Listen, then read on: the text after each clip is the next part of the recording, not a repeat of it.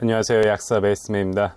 현재 200만 명에 가까운 사람이 재택치료를 수행 중인 가운데 많은 분께서 이런 문의를 주고 계십니다. 재택치료가 끝나가는데 여전히 증상이 있어요. 다시 출근해도 되나요? 저희 아이가 곧 등교를 해야 하는데 전염력이 있을까봐 걱정돼요. 괜찮을까요? 하는 질문인데요. 우리나라는 검체를 채취한 시점으로부터 일주일간 자가격리를 하도록 되어 있고, 보통은 이 일주일의 기간 동안 전염력이 대부분 사라진 채 일상으로 돌아오게 됩니다. 하지만 예외는 항상 있습니다. 어떤 사람은 일주일이 지나 격리해제가 되었음에도 여전히 전염력을 가지고 있고, 이 경우에 사회에 복귀한다면 주변 사람이 코로나에 감염되는 것도 무리가 아닙니다. 오늘은 자가격리 기간이 끝나고도 전염력이 남아있을 수 있는 경우가 어떤 경우인지 살펴보고, 주변 사람에게 코로나를 전파할 위험 없이 안전하게 사회에 복귀하기 위한 방법을 알려드릴 것입니다.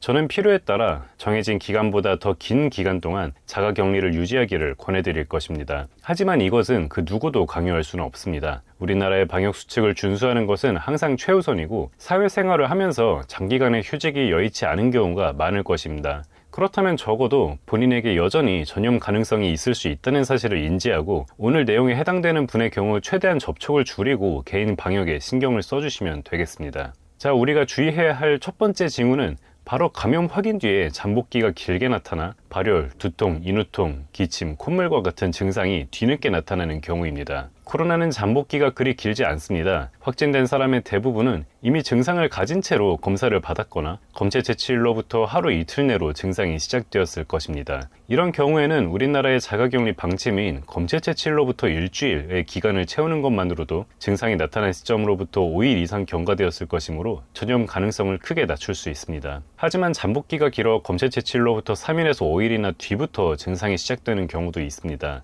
예를 들어 검체 채취일로부터 5일 뒤부터 증상이 나타난 사람은 격리 해제일 뒤까지도 여전히 증상과 전염력이 유의미하게 남아있을 수 있습니다. 이런 점을 고려하여 미국에서는 증상이 나타난 시점으로부터 5일 뒤까지는 자가격리를 지속할 것을 권고하고 있습니다. 보다 안전한 격리 해제 시점을 판단하는 방법에 대해서는 뒤에서 자세히 들려드릴 것입니다. 일단 증상이 늦게 시작되면 늦게까지 전염성이 이어질 수 있다는 사실만 기억하시기 바랍니다. 다음으로 주의해야 할 것은 바로 발열 증상이 남아있는 경우입니다. 검체 채취일로부터 일주일이 지났다고 해도 여전히 열이 있는 사람은 열이 가라앉을 때까지 격리를 유지하는 것이 원칙입니다. 여기에서 열이라고 하는 것은 일반적으로 37.5도씨 이상의 열을 의미합니다. 이것은 우리나라의 방역수칙에서 공식적으로 권고하고 있는 내용입니다. 해열제를 복용해서 열이 내려가는 경우에도 격리는 여전히 유지해야 합니다.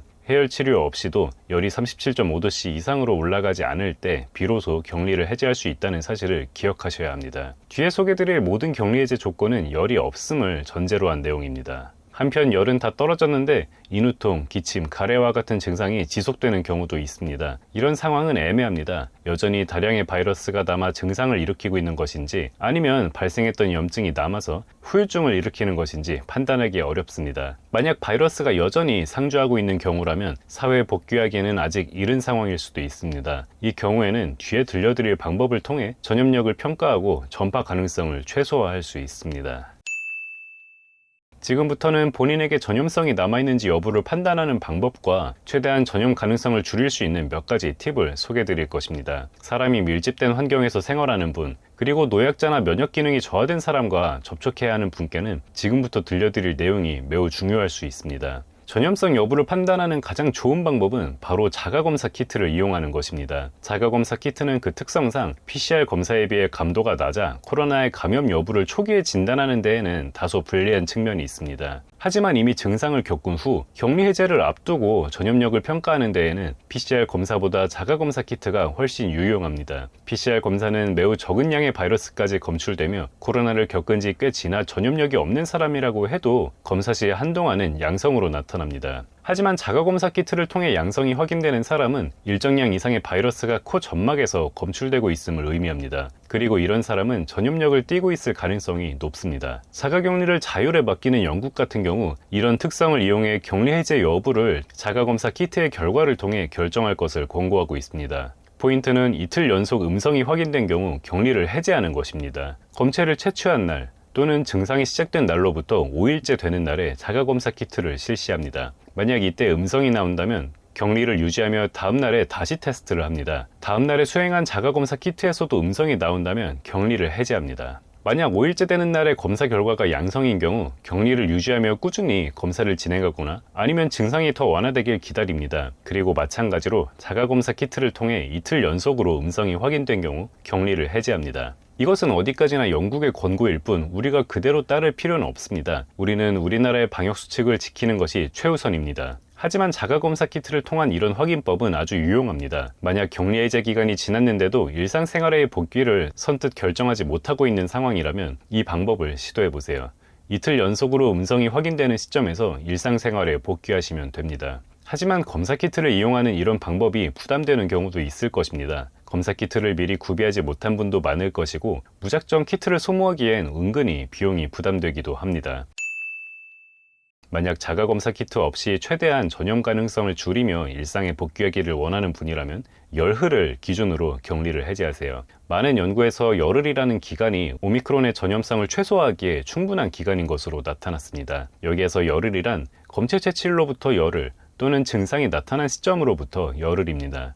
만약 노약자나 임산부, 어린이 등 코로나에 보다 취약한 사람과 접촉을 해야 하는 경우 열흘간의 격리를 수행함으로써 보다 안전하게 복귀할 수 있습니다. 만약 면역 기능이 원활하지 않은 경우 이를테면 장기 이식을 받았다던가 어떤 치료를 받고 계신 분의 경우에는 최대 20일까지 격리할 것을 권해드립니다. 이는 미국의 CDC에서도 권고하고 있는 내용입니다. 면역 기능이 저하된 사람이 오미크론 바이러스에 감염된 경우 보다 긴 기간 동안 전염력을 가지는 것으로 나타난 바 있습니다. 본인께서 이 경우에 해당하는지 담당 주치의와의 상담을 통해 확인을 해보시기 바랍니다. 이렇게 격리 기간을 보다 보수적으로 책정하는 것으로 주변 사람에게 바이러스가 전파될 위험을 크게 줄일 수 있습니다.